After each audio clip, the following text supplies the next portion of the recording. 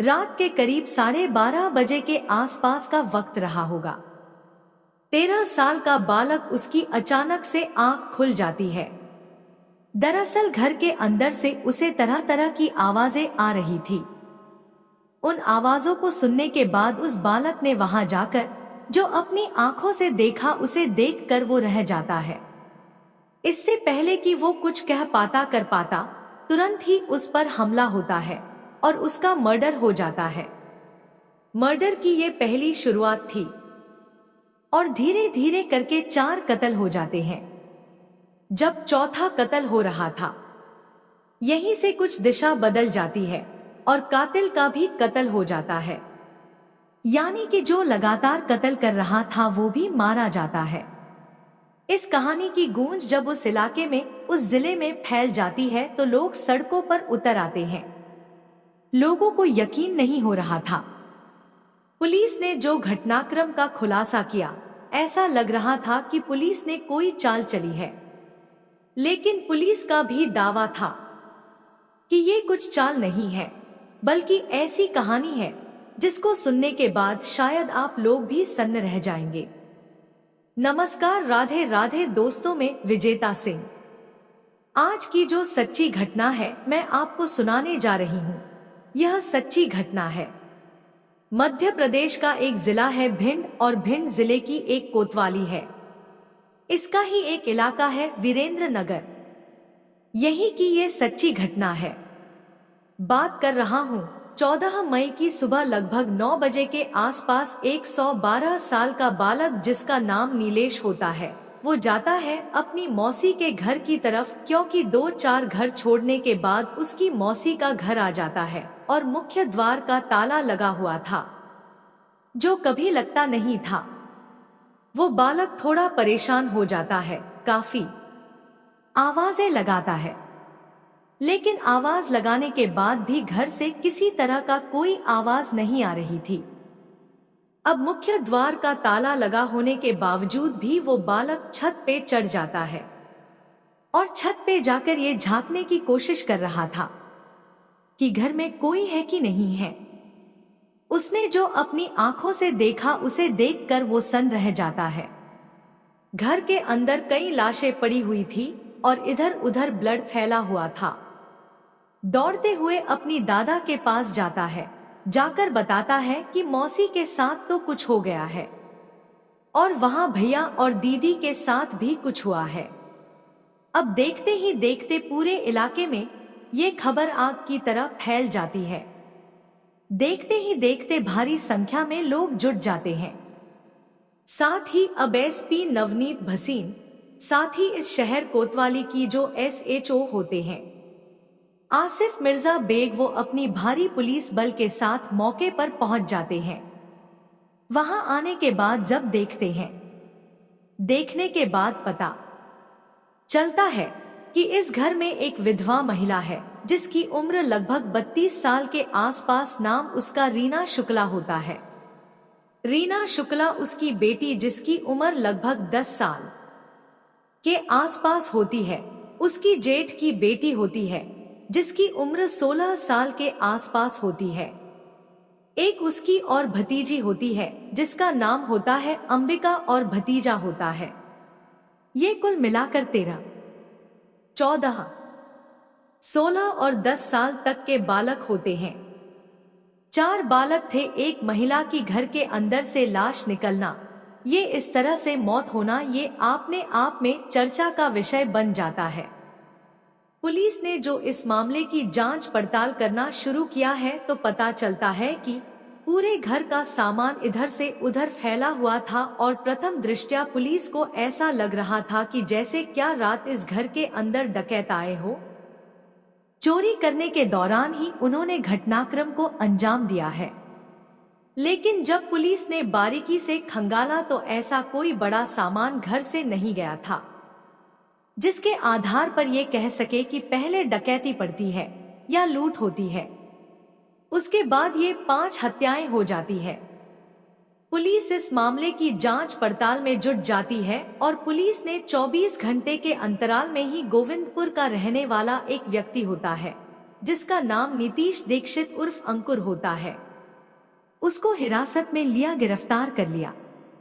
अब पुलिस ने जब उसको हिरासत में लिया था तो तभी पुलिस पर बहुत ज्यादा प्रेशर पड़ रहा था, दबाव बन रहा था कि आखिरकार जो पूरा हत्याकांड है, क्या है हत्याकांड, हर कोई इस हत्याकांड के बारे में जानना चाहता था, इस हत्याकांड के बारे में समझना चाहता था।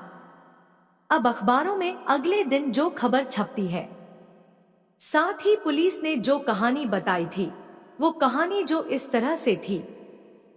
दरअसल इस घर में जो रीना शुक्ला नाम की महिला होती है, जिसके पति का किसी बीमारी के चलते निधन हो जाता है, उसकी एक बेटी होती है और उसी दिन जिस दिन ये घटना होती है, उसका एक भतीजा, भतीजी और जेठ की लड़की, ये 4 बच्चे भी होते हैं। अब वो अपने घर पर मौजूद थी, तभी इस व्यक्ति को पकड़ा गया था। उस व्यक्ति से पुलिस ने कहानी जानने की कोशिश की कि आखिरकार पूरा माजरा क्या है, पूरा घटनाक्रम क्या है। तब नीतीश दीक्षित उर्फ अंकुर ने जो कहानी सुनाई, वाकई अपने आप में हैरान करने वाली कहानी होती है। दरअसल वो बताता है कि इन्हीं की यानी कि रीना शुक्ला के घर पर एक किराएदार रहती थी। इसका नाम रोली भदौरिया होता है। उसके बच्चों को ट्यूशन पढ़ाने के लिए आया करता था। उसकी उम्र उस वक्त थी लगभग 24 साल के आसपास और इस महिला की उम्र थी लगभग 32 साल के आसपास या 31 साल के आसपास। अब वो घर पे आया करता था तो महिला उसे हाल चाल पूछा करती थी। हाल चाल पूछने जानने में ही कब दोनों एक दूसरे के दोस्त बन जाते हैं, उन दोनों को पता ही नहीं चलता। लेकिन इस विधवा को और इस दोनों की बातचीत का सिलसिला शुरू होता है तो ये लगातार फोन पे बातें किया करते थे। 2 महीने में ही बताया जाता है कि 300 से ज्यादा बार दोनों ने आपस में 2 अलग अलग नंबरों पर बातचीत की थी। इतनी गहरी दोस्ती कैसे हो सकती है। अब बातचीत का सिलसिला लगातार चल रहा था। रात को उसको इशारा मिला करता था और ये जो शिक्षक होता है, जो ट्यूशन टीचर होता है, इसका नाम अंकुर उर्फ नीतीश होता है, वो आ जाया करता था। दरअसल उसने नर्सिंग का भी कोर्स कर रखा था और वो रीना को लाकर कुछ दवाइयां दे दिया करता था। वो दवाइयां अपने बच्चों को, अपनी भतीजी भतीजे को दे दिया करती थी ताकि बच्चे आराम से इत्मीनान से सो जाएं और उसके बाद ये दोनों एक दूसरे के साथ शारीरिक संबंध बनाएं। जितना वक्त ये चाहे उतना वक्त ये एक दूसरे के साथ बिता सकें। 13 या 14 मई की उस रात में, उस दिन लड़कियों ने तो दवाई खाई थी नींद की, लेकिन उस लड़के पर शायद उतना असर उस दवाई का हुआ नहीं था जितना हर बार हुआ करता था। अब जैसे ही रात में 12:30 बजे के आसपास का वक्त हो रहा था, इसी बीच में जो लड़का होता है गोलू, गोलू की आंखें खुल जाती है और गोलू की जैसी आंख खुलती है तो घर से अजीब तरह की आवाजें आ रही थी। उसने जो झांक कर देखा तो उसकी बुआ किसी व्यक्ति के साथ अवैध रूप से संबंध बना रही थी। वो गलत स्थिति में थी। उस गलत स्थिति को देखने के बाद, इससे पहले कि वो कुछ कह पाता, तभी रीना और उसके जो प्रेमी होता है, जिसका नाम नीतीश दीक्षित होता है, दोनों ने मिलकर प्लान बनाया कि इसको मार दिया जाए। उसके हाथ और पैर बांध दिए जाते हैं और मुंह बंद कर दिया जाता है ताकि वो चीखे और चिल्लाए ना। इसलिए उसके मुंह में भी कपड़ा ठोस दिया जाता है और चाकू से उसको गोद दिया जाता है। जब मर जाता है, इसी बीच में उसके शोर शराबे के सुनने के बाद पहले अंबिका जाग जाती है, फिर महिमा जाग जाती है। जैसे कि गोलू को मारा गया था, ठीक वैसे ही अंबिका और महिमा को भी मार दिया जाता है। चाकू से उसको बुरी तरह से गोद दिया जाता है, काट दिया जाता है। इसी बीच में जो इनकी बेटी होती है, छवि, छवि की भी आंख खुल जाती है। यानी कि रीना की इकलौती बेटी थी, छबील। जब उसकी भी आंख खुल जाती है और वो आती है तो अब उस कातिल ने, जिसका नाम होता है नीतीश दीक्षित ने जब छवि को मारने की कोशिश की तो रीना ने उसको रोकने का प्रयास किया। उसने कहा कि तुम इसे क्यों मार रहे हो? तभी वो कहता है कि इसको भी मारना जरूरी है। यदि हमने इसको नहीं मारा तो पुलिस हम दोनों को पकड़ लेगी, इसलिए इसको मारना ही पड़ेगा। आखिरकार जब छवि की मौत हो जाती है तब रीना शुक्ला को बहुत ज्यादा अफसोस हो रहा था। और जब रीना शुक्ला को अफसोस हो रहा था तब जो ये अंकुर होता है, अंकुर को ऐसा लगता है कि ऐसा ना हो कि ये 4 कत्ल हो ही गए हैं, कहीं पुलिस पकड़ लेगी और पकड़ेगी तो फिर तुम्हें हमेशा के लिए जेल भेज सकती है। तभी उसने आखिरी जो अपनी आंखों से देख रहा था, जो अब तक 4 कत्ल कराने में पूरी मदद कर रहा था, यानी कि रीना शुक्ला, वो उसको भी उसी तरह से मार देता है जिस तरह से गोलू, महिमा, अंबिका और छवि को उसने मार डाला था। हत्या करने के बाद वो घर के अंदर रुकता है करीब 1 से 1.5 घंटा और कुछ इस तरह से सामानों को इधर से उधर फेंक रहा था, जिससे पुलिस को या परिवार के लोगों को लगे कि घटना पर लूट की हुई है या डकैती की घटना हुई है। और विरोध के चलते 1-2 नहीं बल्कि 5 की हत्या हो जाती है। महिला सहित 5 बालकों की जब हत्या हो जाती है तो कुछ इसी तरह से उसने दिमाग लगाया और दिमाग लगाने के बाद यहाँ से सीधा अपने गोविंदपुर पहुंच जाता है, जिस मोहल्ले में वो रहता था। लेकिन पुलिस ने जब कॉल डिटेल निकाली तो कॉल डिटेल निकालने के बाद इससे पता चलता है कि इसके संबंध कुछ ज्यादा थे। फिर पुलिस के साथ यहाँ फोरेंसिक टीम आती है। फोरेंसिक टीम आने के बाद जब इस घर से सबूत जुटाने की कोशिश कर रही थी तो घर के अंदर ही रखे हुए एक गिलास पर इस लड़के यानी कि अंकुर उर्फ नीतीश के फिंगरप्रिंट भी पाए जाते हैं। साथ ही इस महिला के जो स्लाइड था और इस लड़के के जो अंडरवियर पर कुछ निशान थे, उन दोनों का जो डीएनए सैंपल लिया जाता है तो पुलिस का दावा है कि वो सैंपल भी मैच कर जाता है। वो डीएनए सैंपल मैच कर जाता है। साथ ही उस लड़के की निशानदेही के आधार पर वो चाकू भी बरामद कर लिया जाता है। 5 कत्ल करने वाले उस आरोपी जो शिक्षक होता है, जो ट्यूशन पढ़ाया करता था बच्चों को और ट्यूशन पढ़ाकर अपने परिवार का भरण पोषण कर रहा था, और उसकी अभी जिंदगी अभी कुछ भी नहीं थी। बताया जाता कि 24-25 साल के आसपास की उसकी उम्र होती है और उसने 1-2 नहीं 5 कत्ल कर देता है। पुलिस जब घटनाक्रम का खुलासा करती है तो परिवार के लोगों को यकीन नहीं हो रहा था। परिवार के लोगों ने कहा कि हमारी बेटी का चरित्र हनन किया गया है, उसके साथ गलत किया गया है और हम इसकी अपील करेंगे। उच्च कोर्ट में जैसे इस तरह की बात आती है। हालांकि पुलिस ने घटनाक्रम का खुलासा किया।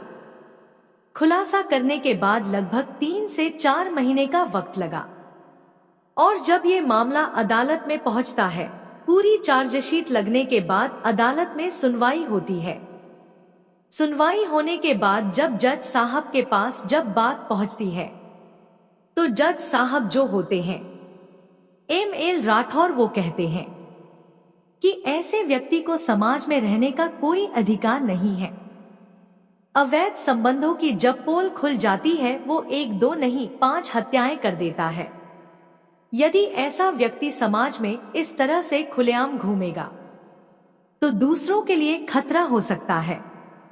इसलिए इस व्यक्ति को फांसी की सजा दी जाती है और फांसी के फंदे पर इस व्यक्ति को तब तक लटका कर रखा जाए जब तक इसके प्राण ना निकल जाएं।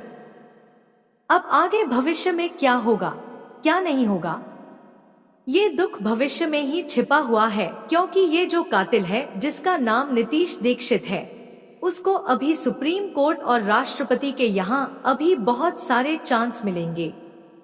अब चांस मिलने के बाद क्या उसकी जो फांसी की सजा है बरकरार रहेगी या फिर उसे किसी और सजा में तब्दील कर दिया जाएगा? इस बारे में अभी कुछ कहा नहीं जा सकता है, क्योंकि कानून के हिसाब से उसको बचने के लिए कई चांस हैं। उधर घर वालों को इस पुलिस की कहानी पर यकीन नहीं हो रहा था। घर वालों ने भी कहा कि हमारे परिवार की बेटी को बदनाम करने की कोशिश की गई है, इसलिए हम जहां तक भी लड़ सकते हैं, हम न्याय के लिए आगे तक लड़ाई लड़ेंगे। हालांकि पुलिस का दावा ये था कि हमारे पास पर्याप्त सबूत हैं और सबूत के आधार पर ही इस घटनाक्रम का खुलासा किया गया था। दोस्तों, इस पूरे घटनाक्रम को सुनने का उद्देश्य किसी को परेशान करना नहीं है, किसी का दिल दुखना नहीं है, बल्कि आपको जागरूक करना है, आपको सचेत करना है। आप सब लोग अपना ख्याल रखें, सुरक्षित रहेंगे। जय हिंद, जय भारत। अगर आपके यहाँ का भी कोई ऐसा वाकया है जिसे सबको जानना चाहिए, तो आप हमें कमेंट बॉक्स में जरूर बताएं। हम उस पर एक वीडियो जरूर लाएंगे। साथ ही आप अपना नाम भी कमेंट में लिखें और आप कहां से हमें सुन रहे हैं, अपने शहर का नाम अपने नाम के साथ कमेंट बॉक्स में जरूर दें। हम अगली वीडियो में आपका नाम जरूर लेंगे। आप सबका धन्यवाद।